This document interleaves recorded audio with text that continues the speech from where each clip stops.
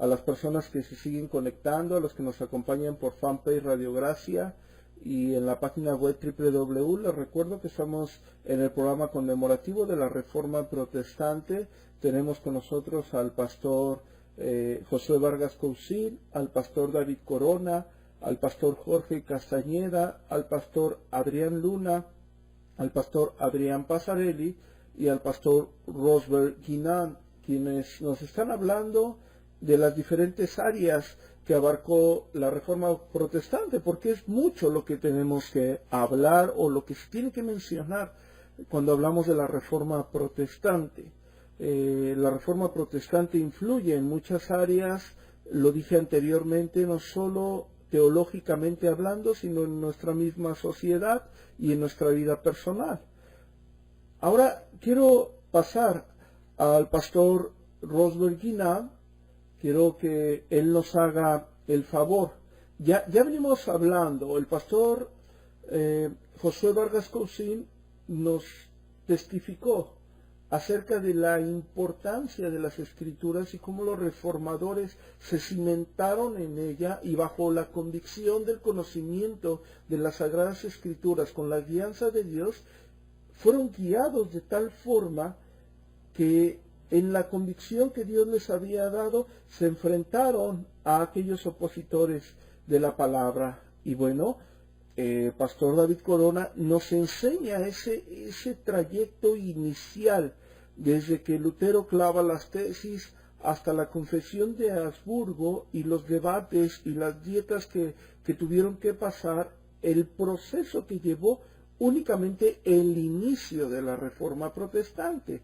De ahí, como bien lo mencionó tanto el pastor Josué Vargas Cousil y como lo menciona el pastor David Corona, de ahí hasta encontrarnos con la confesión de Westminster, con la Asamblea de Westminster, que es uno de los tratados teológicos más maravillosos que tenemos, y el trabajo que se hace en la Confesión de Londres en 1689, desde los inicios hasta llegar a ese punto, hubo un discurso teológico de hombres que Dios levantó. Hubo un trayecto impresionante, lo cual queda plasmado en todos sus escritos. Tenemos el conocimiento de cómo ellos pensaron, es decir, no podemos en este caso argumentar falsamente de decir esta persona creía en esto, sino que nos vamos a sus documentos y vemos verdaderamente cómo fue pensando la Iglesia en el tiempo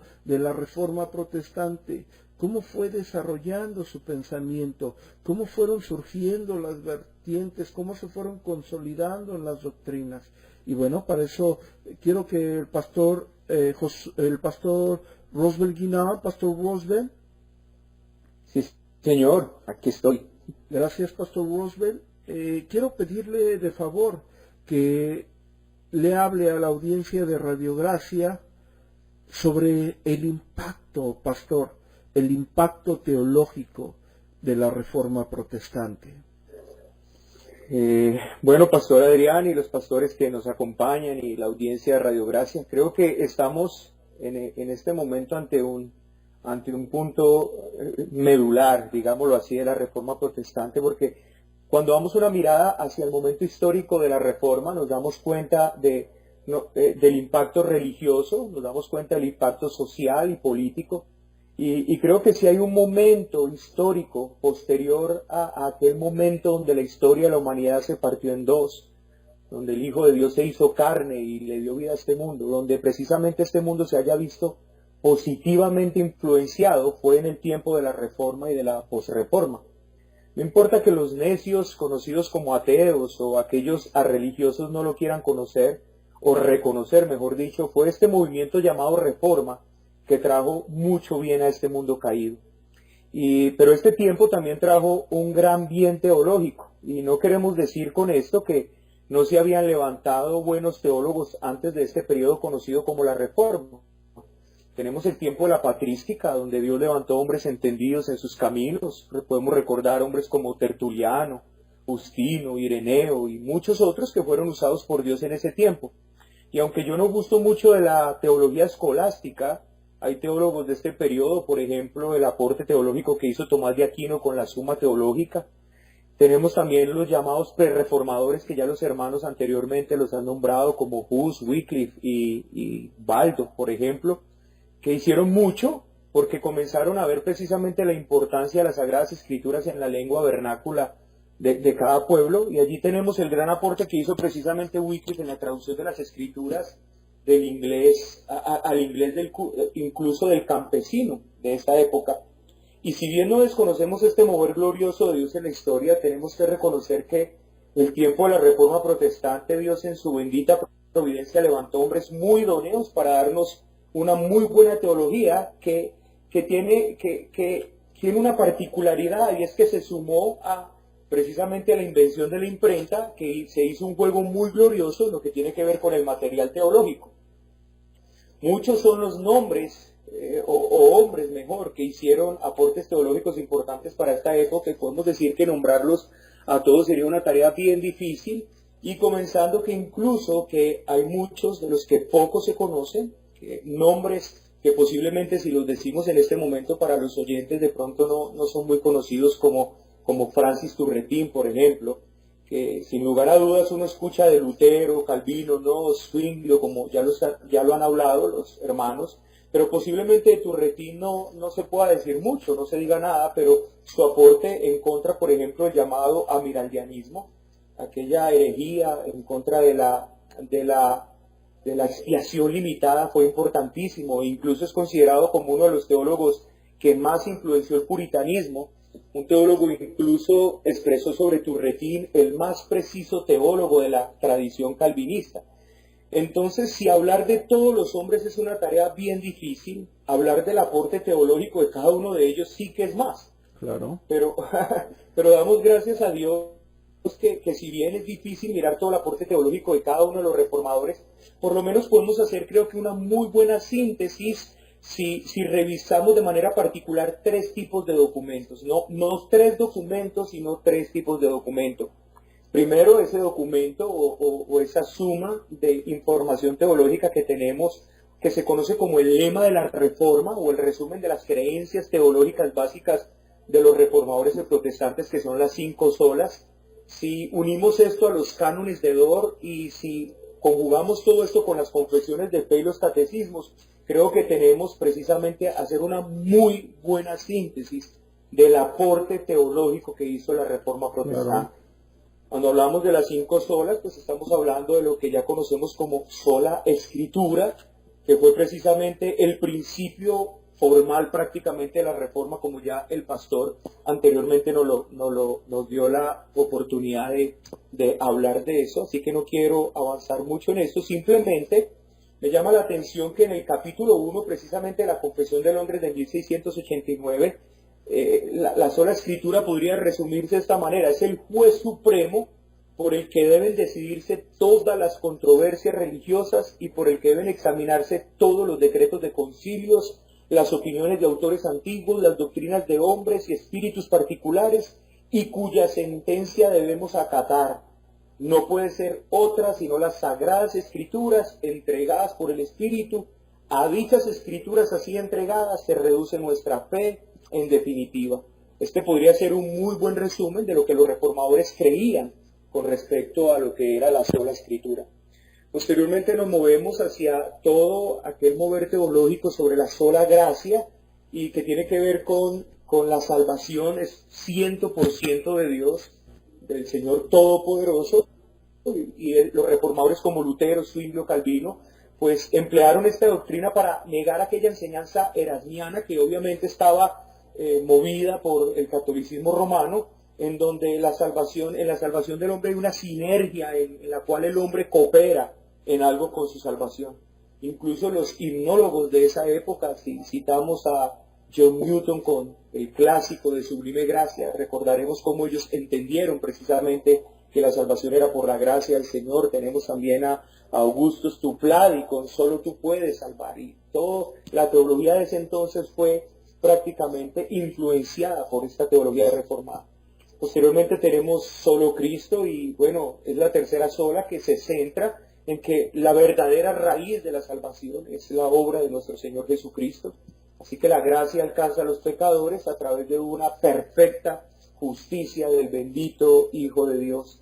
Es lo que en la dogmática reformada se llamaría la gozosa doctrina de la doble imputación, que encontramos en 2 Corintios capítulo 5, versículo 21, al que no conoció pecado, por nosotros lo hizo pecado para que nosotros fuésemos hechos justicia de Dios en él. La cuarta sola llegó a ser ese principio material de la Reforma, precisamente en la justificación por la sola fe, de la que ya nos han hablado los pastores David Corona y el hermano que nos habló de la importancia de las Sagradas Escrituras. La salvación ya no se trata entonces cuestión de mérito humano, obras piadosas, justicia religiosa, penitencia, como el catolicismo. Y es precisamente que cuando Martín Lutero clava esas 95 tesis allí, es prácticamente toda una disertación en contra de las indulgencias católicas romanas que había levantado este hombre Tetzel para poder escoger y coger dinero para la construcción de la capilla de San Pedro. Y gracias precisamente a este hombre es que se inicia entonces todo ese proceso de reforma del cual ya nos habló ahorita el pastor David. Y por último, dado que la salvación es totalmente del Señor, por su gracia, a través de la fe en Cristo, la conclusión lógica es que de la teología reformada es que todo es para la gloria de Dios. Así que entonces cuando unimos las 5 solas a lo que se conoce como los cánones de Dort, antiguamente titulado La decisión del sínodo de Dort sobre los 5 principales puntos de doctrina en disputa en los Países Bajos, que para simplificarlo fue simplemente la respuesta de los teólogos holandeses unido con participantes de otros 8 países a esa respuesta que se le dio a los seguidores de Jacobo Arminio, conocidos como los remonstrantes o los que protestan, donde enseñaron que la elección entonces estaba basada en una fe prevista, que la expiación no fue limitada sino universal, que la depravación no era total sino parcial, que la gracia no era irresistible sino resistible y que había una posibilidad de la caída de la gracia.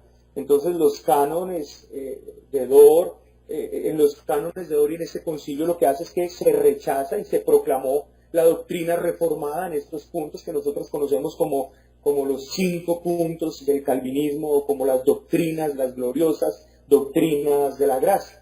Entonces podemos decir que las 5 solas son la razón de la salvación, la causa de la salvación, pero en los cánones de Dort nos muestran un poco esa naturaleza de la salvación. Y estos 2 documentos entonces nos dejan la enseñanza teológica con respecto a la soteriología, o sea, a la doctrina de la salvación.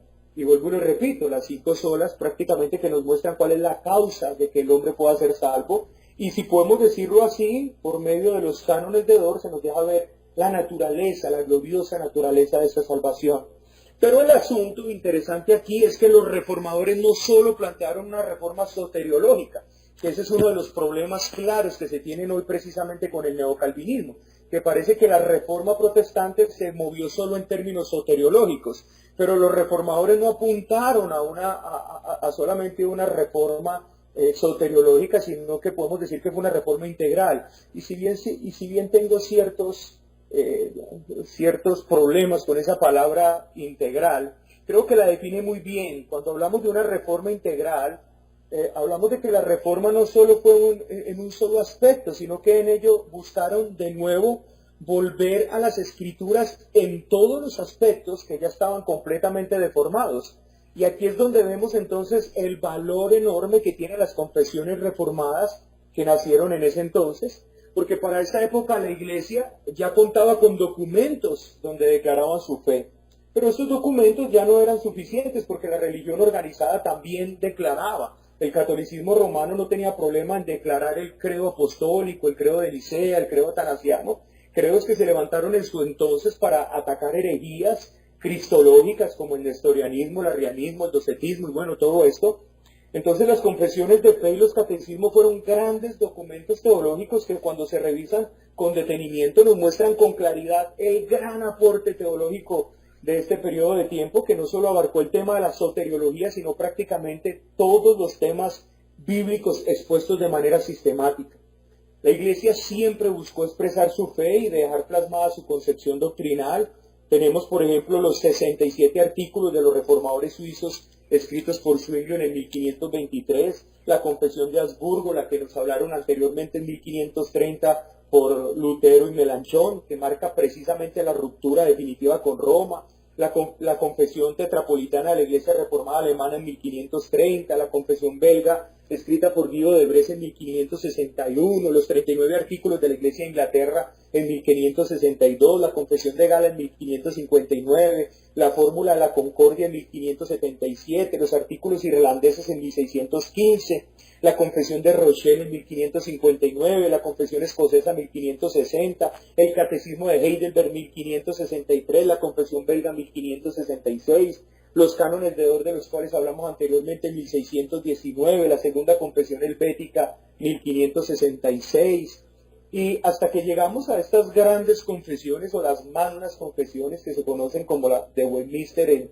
1647, pasando también por la de Savoy en 1658 para los congregacionalistas y terminando con la Confesión de Londres de 1689 para los bautistas particulares. Podemos ver entonces todo la riqueza teológica que dejó este tiempo. Claro. Y podemos ver el interés de estos teólogos de dejar un compendio teológico que blinde a la Iglesia en contra del error. Si damos un vistazo, por ejemplo, a la Confesión de Londres, tan solo ella tiene 32 párrafos con 32 capítulos con 157 párrafos. Es prácticamente toda una exposición de una teología sistemática y prácticamente está abarcando todo el consejo de Dios. Así que una confesión como esta, como la de Westminster, como la de Londres, le pone un fundamento muy sólido a una congregación local, a la vez que es una protección tremenda en contra del error. Ahora, claro, pastor, hemos nombrado esto dejando a un lado los grandes teólogos de la Reforma, como John Owen, precisamente uno de los más grandes teólogos ingleses, sí, dejando claro por fuera a Jonathan Edwards, el más grande teólogo de la historia de los Estados Unidos. Entonces, la riqueza teológica que dejaron estos 3 siglos, prácticamente que no la encontramos en otro periodo de la historia de la Iglesia. Por supuesto. Así que es tremendo todo el material que en este tiempo Dios nos dejó a nosotros. Así que tenemos una gran responsabilidad porque Dios no nos dejó en la oscuridad. Creo que Dios nos dio bastante luz a través de estos hombres. Estar en oscuridad hoy, con toda esa sabiduría que Dios dio, con toda esa gracia que Dios dio, con todo este material teológico, es simplemente realmente la necedad y el orgullo del ser humano. Así es, Pastor Rosberg. Todo un discurso teológico de 3 años, Pastor. Trabajo incansable de los reformadores guiados por Dios. Gracias, Pastor Rosberg, por hacernos este maravilloso recuento de una forma tan sencilla y práctica para que todos los que nos escuchan, todos nosotros entendamos todo el trabajo que se desarrolló en estos siglos y que, bueno, como bien lo acaba de decir usted, no estamos a oscuras. Tenemos primero que nada, como bien lo dijo el pastor Josué Vargas Cousin, al principio tenemos las Sagradas Escrituras y Dios levanta a hombres y sistemáticamente contamos con estos maravillosos escritos, pastor. Y hablando de hombres y escritos, Pastor Rosberg, un reformador que haya influenciado su vida y un escrito que haya brindado luz en alguna área teológicamente hablando o práctica, y un escrito que recomiende a la iglesia de la época de la Reforma Protestante. Bueno, pastora, yo realmente he sido bastante influenciado por la teología puritana. Yo le doy gracias a Dios por haber llegado a conocer esa teología, a conocer los escritos de estos hombres. He leído bastante de los escritos puritanos y prácticamente mi vida de manera teológica fue formada mucho por ellas. ¿Sí? Podría hoy recomendarle a la audiencia de Radio Gracia, si quiere leer un muy buen texto, que le dé un muy buen entendimiento acerca de la enseñanza de la ley moral de Dios, está en los 10 mandamientos de Thomas Watson. Creo que es un libro que vale la pena leer, creo que es un libro que vale la pena prestarle atención y bueno, les recomiendo ese tratado de Thomas Watson sobre los 10 mandamientos.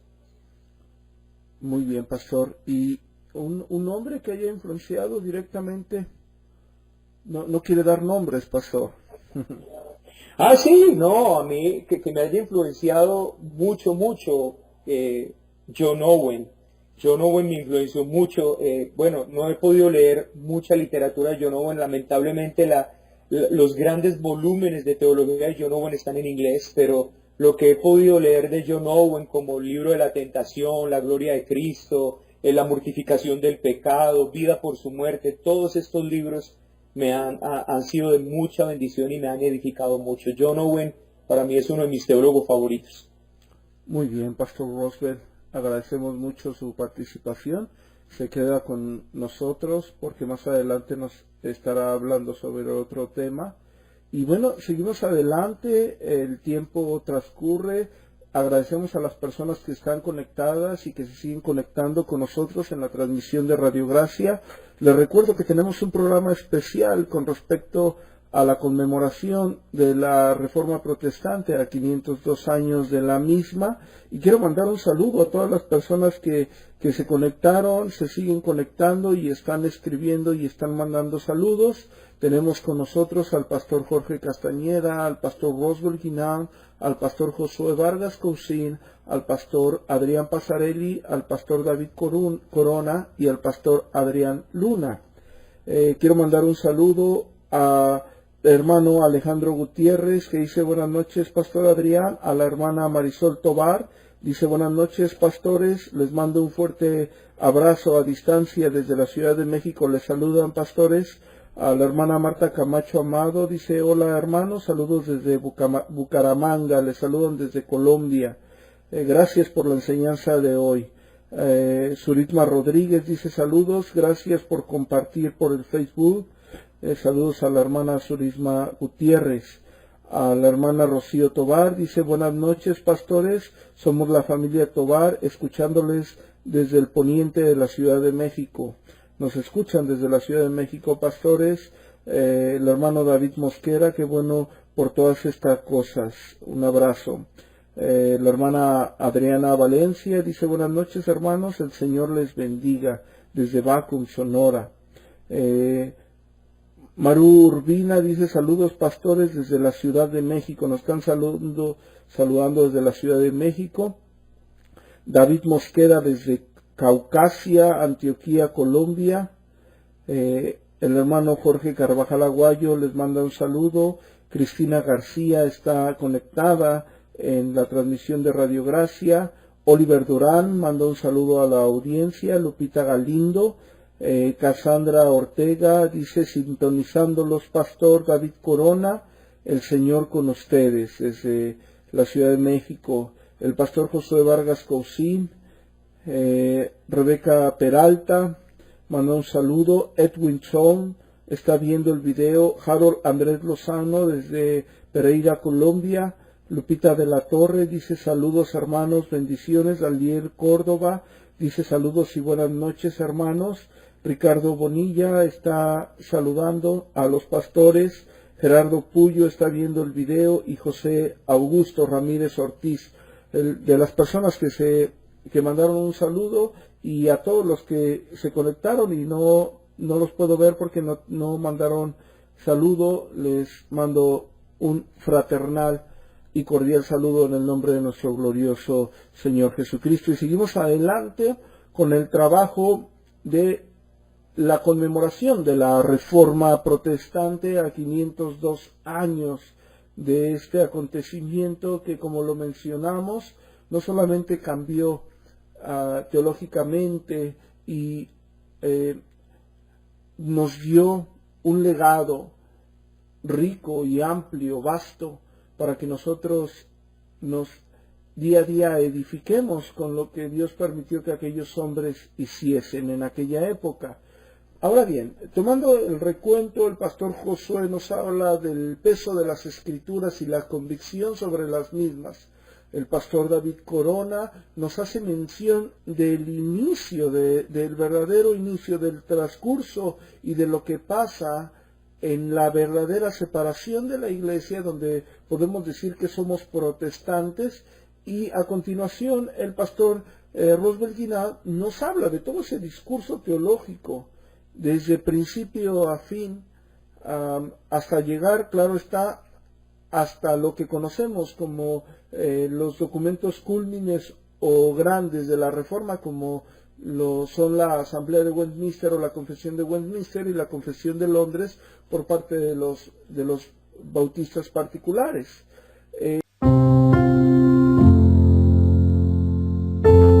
Radio Gracia, por un cristianismo a la luz de las Escrituras. Transmitiendo en vivo desde Ciudad Obregón, Sonora, México.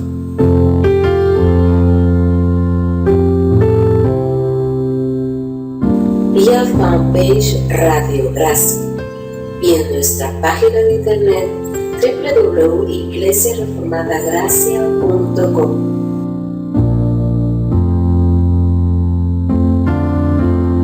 La radio de la Reforma Protestante.